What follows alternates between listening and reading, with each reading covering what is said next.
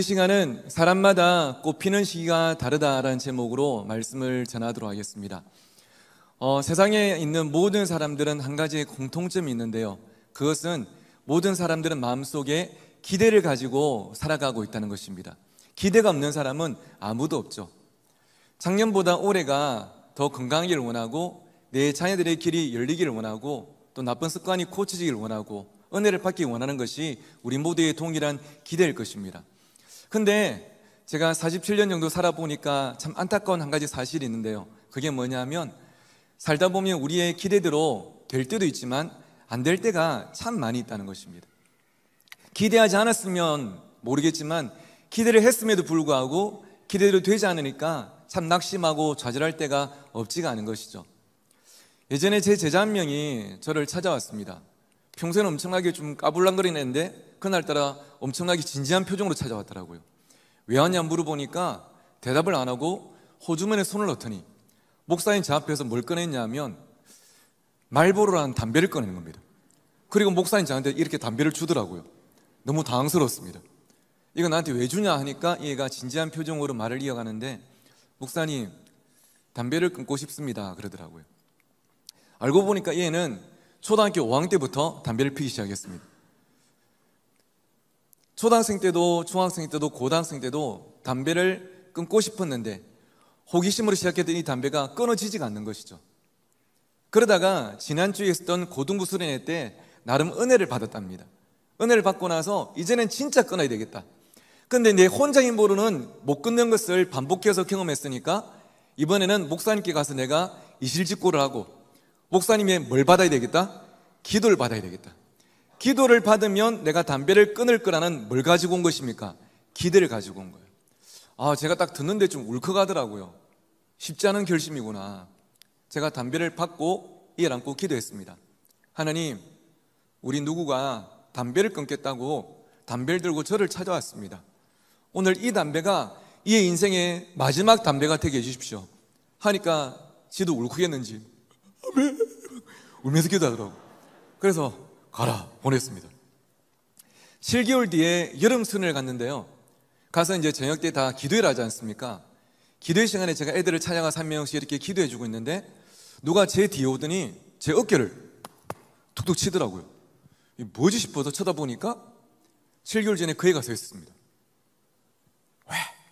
하니까 또 대답을 안 하고 호주머니에 손을 넣더니 뭘 꺼냈을까요? 담배를 꺼내더라고요. 그런데 한 가지 달라진 게 있었습니다. 7개월 전에는 말보로였는데 이번에는 에스를 꺼내더라고요.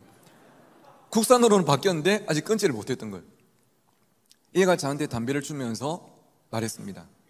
목사님, 담배를 끊고 싶습니다. 기도 한 번만 더 해주세요. 그러면서 얘가 울기 시작하는데요, 그냥 우는 것이 아니라 오열하기 시작했습니다. 제가 그의 눈물을 보면서 들었던 생각이 참 얼마나 힘들었으면 이렇게 울까. 자기도 기대를 했겠죠. 나도 이제는 담배를 끊을 수 있을 거고 나도 새로워질 수 있을 거라고, 다시 한 번 더 새롭게 내가 살아갈 거라고 기대했지만 기대대로 또 되지 않는 나를 보면서 얼마나 참 좌절하고 낙심했을까. 그런데요, 셀리그만이라는 유명한 사회심리학자가 어떤 말을 했냐면, 어떤 사람이 기대를 했음에도 불구하고 기대대로 되지 않음을 반복해서 경험하다 보면 그 사람은 학습된 무기력에 빠지게 된다, 이렇게 이야기를 하더라고요. 반복해서 나의 삶이 기대대로 안 되는 것을 경험하다 보니까 이제는 스스로 자포자기해버리는 것이죠. 오늘 우리가 함께 읽었던 본문에 이 학습된 무기력에 빠져있는 한 사람이 소개되고 있는데요, 그가 누구냐면 오늘 제 설교 중에 예수님만큼 자주 등장할 거니까 한 번만 따라해 주시겠습니까? 38년 된 병자. 몇 년 된 병자라고요? 38년 된 병자였습니다. 38일도 아니고 38개월도 아니고 38년 된 병자였어요. 그것도 그냥 기침만 하는 병이 아니라 내 몸을 내 마음대로 움직이지 못하는 중병에 걸린 지 38년 된 사람이었어요. 이 사람도 처음에는 한 가지를 기대했겠죠. 무엇을 기대했겠습니까? 나도 나을 수 있을 거라 기대를 했을 것입니다. 병원도 가봤고 의사도 만나봤고 약도 먹어봤어요. 하지만 변화되지 않고 기대대로 되지 않고 현실에 떠밀려 살아온 지 무려 38년입니다.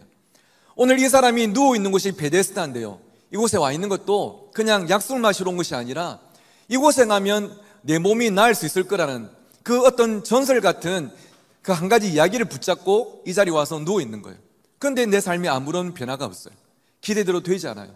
그러니까 이제는 자기 스스로도 나는 안 될 것 같아, 나는 끝났어.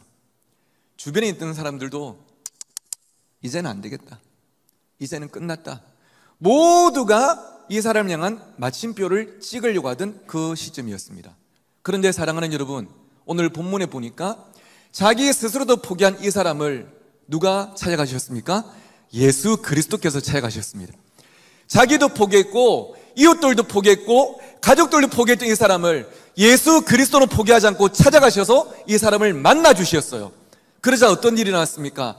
38년 동안 일어나지 못하고 무기력하게 살아온 이 사람이 자리를 들고 일어나서 새로운 삶을 살게 된 것이 오늘 본문의 내용 아니겠습니까? 사랑하는 한성교회 성도 여러분, 청년 여러분, 저는 2000년 전 이 예수님께서 오늘 이 새벽에 여러분 한 명 한 명을 만나 주시기를 주의 이름으로 축원합니다. 나의 힘으로는 풀리지 않는 그 문제가, 나의 힘으로는 변화되지 않던 그 사람이 예수 그리스도를 만날 때에, 예수 그리스도의 은혜로 옷 입을 때에 다시 한 번 더 시작되고 다시 한 번 더 시작할 수 있을 줄 믿습니다. 그래서 저는 오늘 이 아침에 여러분과 이 한 가지 사실을 기억하기를 원하는데요, 화면 보시면서 오늘 설교 제목이기도 하죠. 같이 한번 읽어보시겠습니까? 시작. 사람마다 꽃피는 시기가 다르다. 사람마다 꽃피는 시기가 있는데요, 그 삶이 달라지는 시기가 있는데 그 시기가 같습니까? 다릅니까? 다르다는 거예요. 오늘 본문을 통해서 우리는 그 사실을 깨닫게 됩니다. 오늘 본문에 보니까 5절이 이렇게 말씀하죠. 거기 30여 된 병자가 있더라. 이 짧은 한 문장이 우리에게 주는 중요한 메시지가 있습니다. 그게 뭐냐면, 자, 여러분 제가 한번 질문을 드려보겠습니다. 2022년 현재 우리 한국 사람들의 평균 수명이 몇 살 정도 될 거라 생각하십니까? 최장수하신 분 말고요, 평균 수명. 이게 여자와 남자가 다른데 우선 우리 여성도님들, 우리 여청년들, 이자들의 평균 수명이 어느 정도 될까요? 우선 앞자리 숫자가 뭐겠습니까? 맞습니다. 8입니다. 80? 81? 너무 좀 겸손하시다. 좀 올라가셔도 괜찮습니다. 85 맞습니다. 지금 현재 한국 이자들의 평균 수명이 85세랍니다. 다 기억하시고요. 자, 우리 남자분들, 그렇다면 우리 남자들의 평균 수명은 우선은 이자들보다 높을까요? 낮을까요? 맞습니다. 안타깝게도 낮더라고요. 앞자리 숫자가 7입니다. 남자들의 평균 수명은 78세더라고요. 이자들은 85세, 남자들은 78세. 그래도 평균적으로 7, 80년 이상은 사는 것 같습니다. 그런데요, 조선시대 때 사람들은 지금보다 평균 수명이 더 높았을까요? 낮았을까요? 훨씬 낮았더라고요. 제 말이 아니고 서울대 의대 황상희 교수란 분이 연구를 해보시니까 조선시대 때 사람들의 평균 수명은 약 35세였답니다. 지금보다 엄청나게 낮았죠. 그 의료 혜택을 다 보셨던 왕들도 평균 수명이 40대 중반밖에 안 됐습니다. 시대마다 평균 수명이 달랐던 거예요. 근데 제가 이 말씀을 왜 드리냐면, 학자들의 연구에 하면 2000년 전 예수님 당시에 이스라엘 사람들의 평균 수명이 몇 살인가 연구를 해보니까 약 42세였답니다. 오늘 본문 당시에 이스라엘 사람들은 조금 더 오래 살고 짧게 산 사람이 있지만 평균적으로는 42년 정도를 살았대요. 그런데 오늘 본문 속의 이 주인공은 아픈 지 몇 년이 됐다고요? 38년이었어요. 한 가지 사실을 유추할 수 있습니다. 예수님께서 이 사람을 찾아가셨을 때 그의 나이도, 건강도, 소망도 인생의 하이라이트가 아니라 인생의 벼랑 끝이었어요.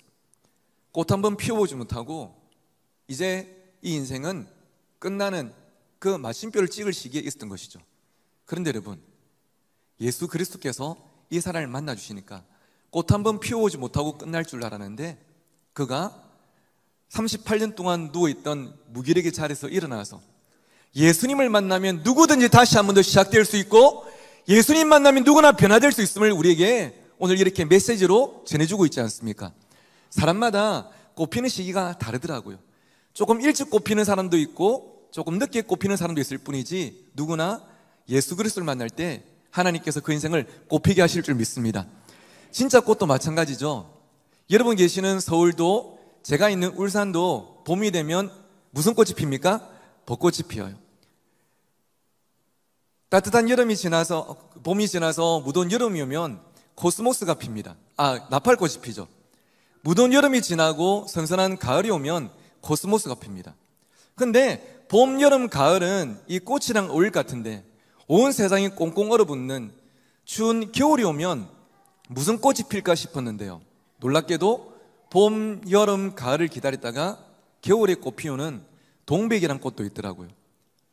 다 같은 꽃이지만 꽃 피는 시기가 다 다릅니다. 사람도 마찬가지예요. 사람도 그 꽃 피는 시기가 다 다르더라고요. 화면을 보시면 다른 사람들은 누군지 모르겠지만 이제 한 명은 어디선가 좀 본 듯 하시죠, 그렇죠? 앞에 왼쪽에 있는 게 저고요. 제 옆에 이제 이 운전석에 앉아 있는 친구는 승훈이란 제 제자였고 뒤에는 이제 고등부 차영팀 학생들이었습니다. 이날이 무슨 날이냐면 여러분 사진을 보시니까 어디서 찍은 사진 같습니까? 잔이죠. 이날이 제 옆에 운전석에 있는 승훈이가 만 18세가 되자마자 고3이 되자마자 수능 준비에 돌입한 게 아니라 무슨 시험 준비를 시작했을까요? 운전면허 시험 준비를 시작했습니다. 얘는 공부도 잘했지만 운전이 하고 싶었대요. 그래가지고 이 법적인 이제 최소한의 나이인 만 18세 고3이 되자마자 운전면허 시험을 쳤어요. 그리고 한 방에 합격을 했습니다. 면허증을 받자마자 그 다음날 엄마 차를 끌고 교회 왔더라고요. 그리고 교육자실에 저한테 전화를 했습니다. 빨리 나와봐라. 나가니까 옆에 앉아봐라 하더라고요. 앉으니까 하는 말이 내가 어제 면허증을 땄는데 이 기념적인 날에 내가 운전을 할 테니까 같이 동네를 한 바퀴 돌자는 겁니다. 진짜 돌겠더라고요. 혼자 가기 너무 무서워가지고 차영팀 애들한테 야 같이 가자 해가지고 벌벌 떨면서 동네를 한 바퀴 돌았던 날이었습니다. 야, 만 18세란 어린 나이에 단 한 방에 면허를 따는 사람도 있더라고요. 근데 반면에 또 어떤 분이 계시냐면 혹시 여러분은 화면에 있는 이 할머니를 한 번쯤 보신지 모르겠는데요. 저 전라도에 사시는 차사순이라는 할머니입니다. 이분이 전국적으로 유명하신 분인데 유튜브를 하시거나 맛집 사장님이어서 유명한 게 아니라 이분이 면허증을 따셨어요. 연세가 70이 훨씬 넘어서 면허증을 따셨는데 무려 시험을 몇 번 쳐서 합격하셨을까요? 무려 959번 떨어지고 960번 만에 합격을 하셨어요. 대단하지 않습니까? 960번 몇 년 동안 이 시험만 치신 거예요. 처음에 시작하실 때는 초등학교 다니는 내 손주 학교 갈 때 내가 운전해서 한번 태워주고 싶다는 이 소소한 꿈으로 시작했다가 손주는 학교 졸업했고 960번을 시험을 치신 거예요.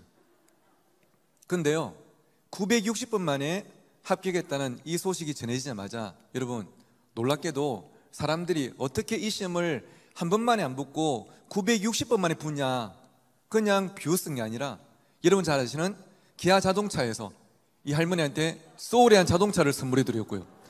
이분이 어디에도 나오셨냐면 현대자동차의 TV 광고에도 나오셨어요. 한국만 인물한테 주목한 게 아니라 놀랍게도 여러분 잘 아시는 미국의 타임즈에도 나오셨고요.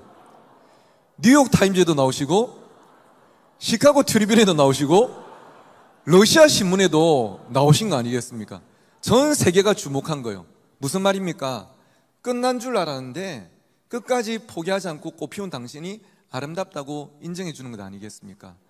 여러분 자격증뿐일까요? 그렇지 않더라고요. 제가 25년 동안 이 자리에 있는 우리 청년들과 청소년들 만나보니까 사람마다 꽃피는 시기가 다르더라고요. 어린 아이들이 철이 드는 것도, 인간관계를 맺기 시작하는 것도, 마음 잡고 공부를 하는 것도, 꿈을 꾸는 것도, 그리고 나쁜 습관을 끊는 것도, 그리고 예수 그리스도를 만나는 것도 다 하나님께서 각자의 때를 준비해 놓으셨더라고요. 그래서 여러분 잘 아시는 성경 구절 중에 이런 말씀이 있죠. 우리 전도서 말씀인데요, 같이 한번 읽어보실까요? 시작. 범사에 기한이 있고 천하 만사가 다 때가 있나니 하나님이 모든 것을 지으시되 때를 따라 아름답게 하셨고. 할렐루야. 하나님께서 세상의 모든 것들을 지으시되 때를 따라 아름답게 하신답니다. 오늘 귀한 찬양을 준비하시고 또 함께 예배하고 있는 청년 여러분, 청소년이 아니고 청년이 되었지만 나의 삶을 바라볼 때 나의 기대대로 되지 않는 일상을 볼 때가 있습니다. 나의 삶은 한번 꼽혀보지 못하고 이제 이렇게 평생 반복이 될까 싶은 두려움이 찾아올 때 있습니다. 하지만 사랑하는 청년 여러분, 꼭 기억하십시오. 사람마다 꼽히는 시기가 다를 뿐입니다. 예수 그리스도께서 준비하신 그 하나님의 때에 여러분의 삶을 아름답게 꼽혀 나가실 줄 믿습니다. 그렇기 때문에 부모님 여러분, 여러분이 자녀들을 키우시면서 또 우리 한성교회 성도들이 전도 대상자를 위해서 기도하시면서 절대 하지 말아야 될 것이, 하나님이 포기하지 않으셨는데 우리가 포기하지 않아야 될 것이며, 우리가 사랑하는 자녀들과 전도 대상자를 위해서 가져야 될 가장 큰 사랑도 바로 기다림인 줄 믿습니다. 하나님께서 그들을 만나주시고 꽃피우실 때까지 절대 포기하지 않고 기다리며 기도할 때 하나님께서 그들을 한 명 한 명을 만나주시고 하나님의 은혜로 변화시켜 주실 줄 믿습니다. 만남이 누구를 만나는가가 정말 중요하더라고요. 어제 오늘 제 설교를 들어보시니까 저분은 고향이 이 동네는 아니구나 바로 아시겠죠? 제 고향은요, 저 밑에 있는 경남 마산이라는 곳입니다. 저는 그곳에서 학창 시절을 보냈는데요, 마산에 있는 창신중학교를 다닐 때였습니다. 저의 인생을 바꿔놓는 김재하라는 선생님을 제가 만나게 되었는데요, 당시에 그 선생님은 그 학교에서 최고로 무섭기로 유명한 분이었습니다. 얼마나 무서웠냐면 학교 안에 다니실 때 단 하루도 빈손으로 다니는 날이 없었어요. 늘 손에 뭔가 무기를 들고 다니셨는데 이렇게 갸느다란 회초리를 들고 다니는 날은 하루도 없었습니다. 늘 제가 들고 있는 이 마이크 두께의 야구 방망이를 들고 다니셨습니다. 야구 방망이 5글자로 좀 기니까 2글자로 빠따라고 좀 줄이겠습니다. 이 빠따를 들고 다니시는데 그냥 들고 다니신 게 아니고 늘 복도에 끌고 다니셨습니다. 이 소리를 내시는 거죠. 이 빠따가 생긴 것도 무서운데 소리가 더 무서웠던 기억이 있습니다. 근데 이 빠따를 언제 가장 많이 쓰셨냐면 시험 치고 나서 성적 나온 날. 요즘은 그렇지 않지만 그때는 이 두드리 맞는 게 일상이었거든요. 그때 저희 반은 마트도 아닌데 균일가로 정해져 있었습니다. 평균 1점 떨어지면 빠따 1대, 3점은 3대, 5점은 5대, 이런 식으로 딱 정해져 있어요. 하루는 선생님이 기말고사 성적표랑 빠따를 들고 교실에 딱 들어오셨죠. 임재하셔서 저희들을 심판하기 시작하셨습니다. 53명을 성적대로 때리시는데요, 나름 이 루틴이 있었습니다. 단계가 있는데 1단계가 뭐냐면 늘 딱 이런 교탁에 오셔가지고 이걸 제일 먼저 하셨어요. 이게 어떤 의미인지 아시죠?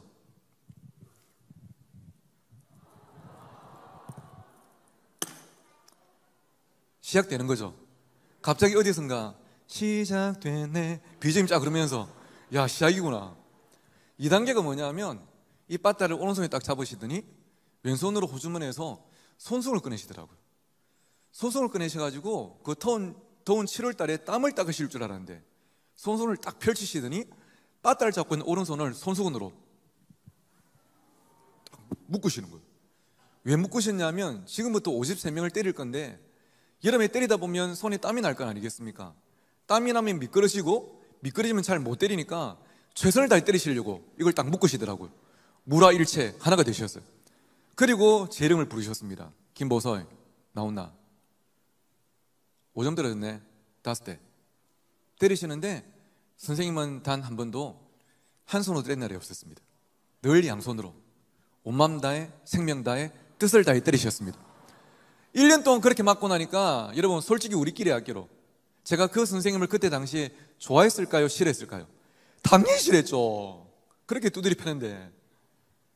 근데 그렇게 선생님을 제가 힘들어하다 보니까 제 인생 47년에 진짜 행복했던 날이 날짜도 안 까먹고 기억하고 있는데요, 1989년 12월 23일 무슨 날이냐? 드디어 2학년 2학기 끝나고 겨울 방학한 날. 이제 이 쌤한테서 내가 출애굽한 날. 끝났다. 이제는 자유다.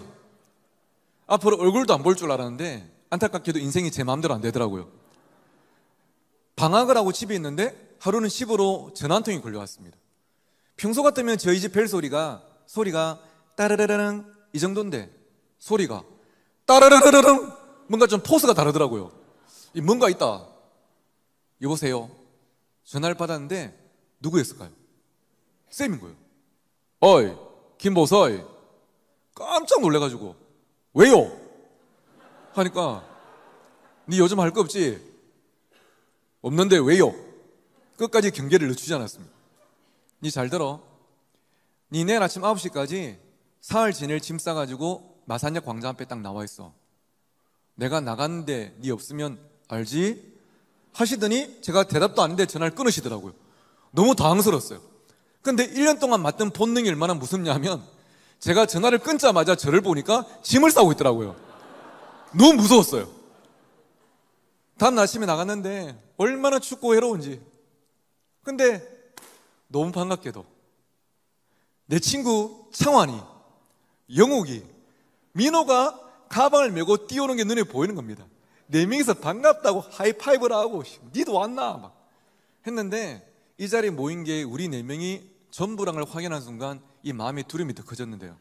딱 보니까 우리 반 53명 중에 제일 밑에서 4명이 딱 모였더라고요. 야 이거 뭔가 있다. 잠시 뒤에 선생님 오시더니 저희들을 어디로 데려가셨냐면 혹시 여러분 저 경상남도에 가면 거제도라고 들어보셨습니까? 거제도에 가는 시외버스를 딱 태우시더라고요. 그때 저는 좀 눈치가 없어가지고 그래도 나름 여행 간다고 좋아가지고 야 여행 간다 하니까 저보다 조금 더 눈치 있던 창한이가 제 옆구리를 푹 찌르면서 야 임마 니 지금 좋아할 때 아니다 임마. 왜 임마? 니 거제도 가면 뭐 있는지 모르나 임마. 그럼 뭐 있는데? 니 책도 안 봤나 임마. 거제도 가면 포로 수용소 있다 임마. 포로 수용소. 우리 죽었다 임마. 하길래 완전 쫄아가지고 갔는데 거제도 시외버스 터미널 도착하자마자 선생님이 저희들을 데리고 처음 가신 곳이 포로 수용소가 아니고 거제도에 가보니까 해금강이라는 참 아름다운 강이 있더라고요. 해금강 매표소에서 돈을 많이 내시더니 저희 4명을 유람선을 태우셨습니다. 그 배를 타고 해금강을 한 바퀴 뽕 도는데 경치가 얼마나 아름다운지 이 4명이 막 와 지기네 구경하니까 그때 선생님 하신 말씀 얘들아 사람들이 너희를 청소년, 청년이라 할 때 그 청자는 푸를 청자다. 청소년, 청년은 맨날 만화책만 보지 말고 오락실에 화면만 보지 말고 푸른 자연을 보면서 푸르게 살아가는 게 청소년, 청년이다. 배에서 내리자마자 이 본능에 충실한 녀석들이 쌤 배고픈데요 하니까 예약해 놓으신 식당에 데려가셨는데요. 가보니까 횟집이었습니다. 지금도 그렇지만 그때도 모듬회가 엄청나게 비쌌던 기억이 있는데 이 모듬회를 사주시면서 저희가 잘 먹으니까 기분이 좋으셨던지 절대 하지 말아야 될 말씀을 해버리셨어요. 마음껏 먹으라 그러셨어요. 이 말씀이 끝나자마자 누가 보면 라면 먹고 공깃밥을 추가하듯이 모듬회를 추가했습니다. 엄청나게 많이 먹었죠. 한 바퀴 산책하고 밤에 숙소에 가보니까 돈이 2배 돌매도 불구하고 방을 2개를 잡아 놓으셨더라고요. 선생님이 작은 방을 쓰시고 저희들한테 큰 방을 주시면서 하루 종일 내 옆에서 눈치 본다고 많이 피곤했을 건데 밤에라도 내 눈치 보지 말고 편안하게 이야기하고 놀다 자라고 그 좋은 방을 내어주셨습니다. 그때는 제가 철이 없어서 잘 몰랐는데요. 조금 자라서 알게 된 사실이 선생님이 사흘 동안 쓰셨던 돈이 한두 푼이 아니었더라고요. 자비에, 밥값에, 숙박비에, 입장료에 그 많은 돈이 알고 보니까 이 꼴통들 인간좀 만들려고 학교나 교육청에서 나온 돈이 아니고 공금이 아니라 누구 돈이었을까요? 예, 선생님 사비였더라고요. 조금 더 자라서 알게 됐습니다. 그 다음날 아침에 예전에 선생님이 근무하셨던 거제중학교라는 데 우리 데려가셨습니다. 방학이다 보니까 학생들도 없고 선생님들도 안 계시고 당직 근무서는 선생님이 한 분 딱 계셨는데 김자쌤을 알아보시고 어이 김선생 웬일이고 하면서 인사하고 나오셨어요. 그러니까 우리를 졸졸이 줄을 세우시더니 소개하시기를 선생님 임마 이것들요 지금 제가 근무한 학교에서 제일 꼴통들입니다. 이 학교에 전학 보내려고 제가 겨우 꼬셔가지고 데려왔습니다. 이렇게 말씀을 하실 거라고 예상했는데 선생님, 이 4명이 제가 지금 근무한 학교에서 제가 최고로 사랑하고 최고로 기대하는 제 제자들입니다. 제자란 단어를 그때 처음 들어봤습니다.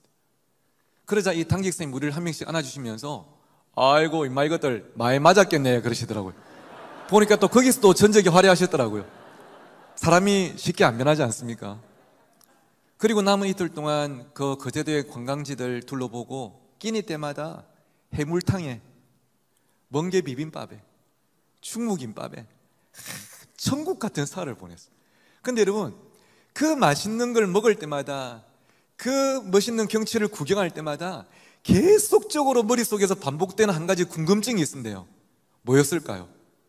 왜 이러지? 아무리 생각해봐도 이 선생님의 호의가 이해가 안 되는 거예요. 우린 공부를 잘하는 애들도 아니었고 말씀을 잘 듣는 애들도 아니었어요. 그런데 이렇게 호의를 베풀으시는 게 이해가 안 되고 오히려 걱정이 되는 거예요. 근데 사흘 일정을 마치고 마산으로 돌아오는 시외버스 안에서 저희들이 궁금해하던 그 퀘스천 마크에 대한 답을 주시면서 저희들의 인생을 바꾸는 말씀하셨는데요. 45인승 버스를 타면 제일 뒤에 5자리가 있지 않습니까? 선생님이 가운데 앉으시고 양쪽에 우리를 두 명씩 앉으시고 보성아, 창하나, 영우가, 민호야 이름을 부르시더니 너희들 지난 2학년 2학기 마지막 기말고사 때 영어 성적 몇 점 나왔노? 30점 나왔는데. 수학은 몇 점 나왔노? 20점 나왔는데. 100점 만점에 30점, 20점, 이게 당시 우리 4명의 평균 성적이었고요. 이제 예비 중3인 이 4명의 공통점이 머릿속에 고등학교라는 한 단어가 아무도 없었다는 겁니다. 그냥 어쩔 수 없이 살고 있었고 어쩔 수 없이 아침마다 눈을 뜨고 학교로 가고 있는 삶들이었죠. 야, 그 정도 성적이면 집에 부모님들도 너희들 거의 다 포기하셨겠네. 창한이가 맞다고 대답을 했습니다. 영우가 학교 선생님들도 너희들 거의 다 손 놓으신 거 알지? 영우이가 안다고 대답했습니다. 근데 선생님이 저를 쳐다보시더니 제일 조금 기분이 나쁘고 자극적인 질문을 하시더라고요. 보성아, 솔직히 니도 니 자신을 포기했지? 너무 기분이 안 좋았습니다. 제가 기분 안 좋은 표를 내면서 이 표정 아시죠? 대답을 했습니다. 예, 대답을 하는데요, 대답하기 1초 전만 하더라도 예상치 못했던 눈물이 두 눈에서 왈칵 쏟아지는데 주체가 안 되는 거예요. 죽어도 인정하고 싶지 않지만 인정할 수밖에 없는 게 나도 나를 포기했다는 거였어요. 눈물이 쏟아지는데 제 친구들이 저를 쳐다보더니 내나 저거나 똑같으니까 4명이 우는데, 그때 선생님이 손송을 꺼내서 저희들한테 주시고 눈물을 닦아주시면서 그렇게 말씀하셨어요.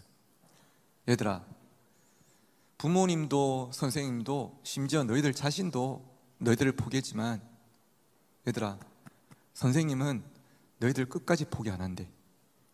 내가 너희들이 다시 한 번 더 시작할 수 있다면 이 사흘 동안 썼던 모든 돈과 시간이 결코 아깝지가 않다. 중학교 2년 동안 공부는 안 했지만 다행히 중3 1년 남아있으니까 내랑 같이 공부 한번 해보자. 내가 옆에서 도와줄 테니까 다시 한번 시작해보자. 그럼 너희들도 고등학교도 갈 수 있고 대학이라는 데도 갈 수 있고 꿈이란 것도 이룰 수 있을 거니까 1년만 같이 한번 해보자고 손가락을 내미셨어요. 이 뭐 하자는 겁니까? 약속하자. 약속하고 공부하자. 근데 처음에는 아무도 손가락을 안 내밀었습니다. 손가락을 내민다고 될 일 아닌 걸 알았거든요. 근데 잠시 뒤에 4명이 같은 마음으로 손가락을 내밀었고 5명이 손가락을 걸고 펑펑 울었던 그날을 잊지를 못합니다. 그때부터 이 4명이 공부를 시작했습니다. 아침에 각자 부모님 차를 타고 새벽 6시가 되기 전에 학교에 모여서 교실에 불을 켜고 공부를 시작했고요. 저녁 때 6시 애들 다 집에 가고 나면 밤 12시까지 남아가지고 공부를 하고 불을 켜고 부모님 차를 타고 집에 왔습니다. 감사하게도 담임도 아니셨던 김자 선생님이 일주일에 월, 수, 금, 사흘은 퇴근도 안 하시고 남으셔서 저희들 공부를 도와주셨고요. 남아 계신 날마다 학교 밑에 분식집에서 밥을 사주셨고요. 포기할 만하면 힘내라고 아직 시간 있다고 격려해 주셨습니다. 그렇게 1년을 보내고 12월 달에 인문계 고등학교 연합고사 시험을 쳤는데 우리 부모님들 기억하시죠? 1990년 그 당시에 각 지역이나 도시마다 커트라인 점수가 좀 달랐습니다. 체력장 포함 200점 만점에 그해 전국 평균이 140점대였는데요. 제가 있던 마산이 서울 강남 8학군과 더불어서 커트라인이 제일 높은 도시였습니다. 200점 만점에 커트라인이 182점이었어요. 그런데 이 4명이 마산의 문계고등학교에 다 합격을 했고요. 3년 뒤에는 각자가 다 대학을 갔고요. 지금은 한 명은 마산에서 은행원으로 일하고 있고, 한 명은 그 옆에 창원에서 학교 선생님이 돼 있고, 한 명은 그 옆에 부산에서 돼지국밥집의 식당 사장님이 돼 있고, 나머지 한 명은 그 옆에 울산에서 목사로 살아가고 있습니다. 방금 말씀드린 분이 화면에 계시는 김재하 선생님이신데요. 물론 여러분 보실 때 왼쪽에 계신 분이 선생님이시겠죠. 작년까지 장신중학교, 장신고등학교에서 근무하시다가 작년 8월 달에 이제 정년 퇴임을 하셨습니다. 중학교 졸업 이후에도 고등학생 때도 대학생 때도 사역자가 되어서도 스승의 날마다 명절 때마다 늘 찾아뵙는 제 평생의 은사시죠. 제가 재작년에 울산 신정교회 담임으로 부임할 때 가장 먼저 소식을 전했던 분도 선생님이셨고, 축하한다고 이 응원의 또 화분을 가장 먼저 보내셨던 분도 선생님이셨습니다. 돌아보니까 중학교 때뿐 아니라 제 평생의 최고의 만남으로서 제 삶을 응원하고 계시더라고요. 제가 선생님과 얼마 전에 통화하면서 그렇게 말씀드렸습니다.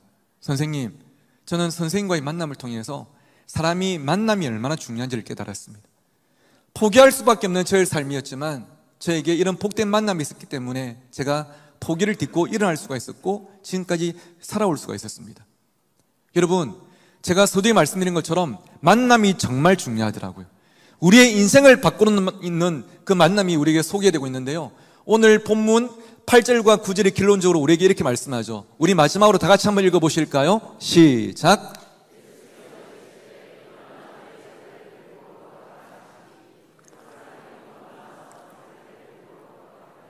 이날은 안식일이니 아멘. 38년 동안 병이 낫고자 최선을 다했지만 그 삶이 달라지지 않았고, 신락 같은 희망을 붙잡고 베데스다에 와서 누워있지만 낫지 않아서 더 큰 절망을 경험하고 있는 사람이 그를 찾아오신 예수 그리스도를 만날 때에 그가 절망의 상징이었던 자리를 들고 일어나서 걸어가고, 지금까지 38년 동안 무기력하게 살던 이 사람을 아는 모든 사람들에게 또 하나의 복음이 되어서 그의 삶이 나타나고 있지 않습니까? 사랑하는 우리 한성교회 성도 여러분, 청년 여러분, 먼저 간절히 바라기는 저는 여러분이 누군가에게 복음을 전하기 전에 여러분 각자의 삶이 예수님을 만남으로 또 하나의 복음이 되시기를 주의 이름으로 축원합니다. 내가 그분을 만나고 나의 삶이 이렇게 달라졌다고, 포기할 수밖에 없는 나의 삶이었지만 그분이 나를 만나셔서 나의 삶이 이렇게 희망을 노래하며 살아가고 있다고, 여러분의 삶이 또 하나의 복음이 되기를 간절히 소원합니다. 예수 그리스도와의 만남이죠. 제가 얼마 전에 만났던 학생들 몇 명을 소개하면서 말씀을 맺겠습니다. 하루는 이 경기도 여주에 있는 한 교회에서 한 통의 전화가 왔습니다. 내용인즉슨 몇 개월 뒤에 있는 자기 교회 수련회 와서 설교를 해달라는 내용이었어요. 그런데 이렇게 강사를 요청하는 것은 뭐 이상한 게 아니었지만 전화를 해온 사람이 평소 다른 강사 요청과는 조금은 달랐습니다. 평소에는 교육자님이나 또 선생님이 전화를 하시는데요, 이날 저한테 설교를 해달라고 전화했던 사람은 교육자나 선생님이 아니라 그 교회 고등부 2학년 학생이었습니다. 학생이 전화가 와서 저한테 이 설교를 요청하더라고요. 알고 보니까 이 교회는 경기도 여주에 있는 개척한 지 약 1년 반 정도 된 작은 교회였습니다. 여러분 같은 장년들이 12분 계시고 중고등학생들이 6명 있는 그런 교회였죠. 작은 교회다 보니까 당연히 중고등부란 부서도 없고 중고등부 담당 교육자님도 안 계시고 중고등부실도 없고 중고등부 예배도 없었습니다. 이 아이들은 주일이 되면 각자 점심을 먹고 오후 1시에 교회에 모여서 작은 모자실에서 태블릿 PC 하나 펴놓고 찬양 하나 부르고 설교 한 편 듣고 합심기도 하고 주기도문을 하고 마치는 게 자기들의 예배였답니다. 그러다가 저한테 전화하기 한 달 전에 경기도 안산에서 있었던 전국 청소년 수련회 아이들이 은혜 받으려고 참석을 했는데요, 거기서 강사로 갔던 제 설교를 듣고 감사하게도 은혜를 받았답니다. 그리고는 수련을 마치고 집으로 돌아가는 시외버스 안에서 자기들끼리 의논을 했대요. 얘들아, 이번 수련회 진짜 좋았지.